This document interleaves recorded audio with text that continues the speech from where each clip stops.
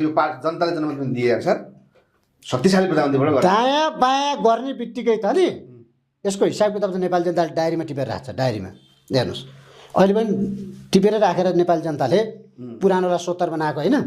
हेर्नुहोस् त अहिले सोसियल मिडियामा चाहिँ तपाईँको चाहिँ मान्छेले त्यो कन्टेन्टै बनाएर हालिरहेछन् नि। राप्रपा चाहिँ तपाईँको ट्याक्सी जस्तो रे, सिटको आधारमा के 5 सिटे 7 सिटे त्यस्तो हुन्छ नि ट्याक्सी।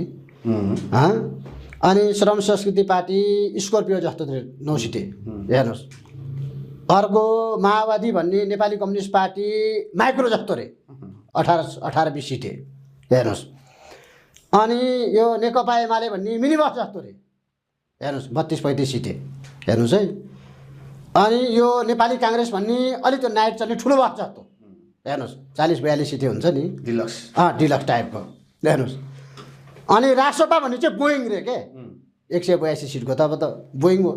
हेर्नुहोस्, फेरि डबल इन्जिन चाहिँ यहाँ त अहिले पार्टी चलाउने रवि लामिछाने, सरकार चलाउने बालेन शाह। डबल इन्जिनवाला चाहिँ तपाईँको बोइङ जस्तो चाहिँ रासोपा भनिरहेछन् मान्छेले। भनिसके पछाडि त यो त सत्य कुरा, नेपाली जनताले त्यही आधारमा मत दिएका छन्। हेर्नुहोस्, मैले त पहिले नै भनेको थिएँ कि तराईका केही जिल्ला घुमेर आउने बित्तिकै होइन चाहिँ तपाईँको चाहिँ अब 1-8 दिन होइन